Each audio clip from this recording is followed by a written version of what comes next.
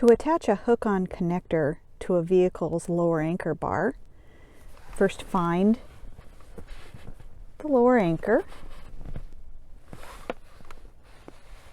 take the connector, lift the spring, push it into the bite, and then roll it onto the lower anchor.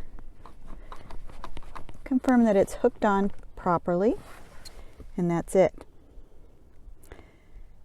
To remove a hook-on lower anchor connector from a lower anchor, start by lifting the spring, push the connector inward, turn it sideways, and then pull it outward.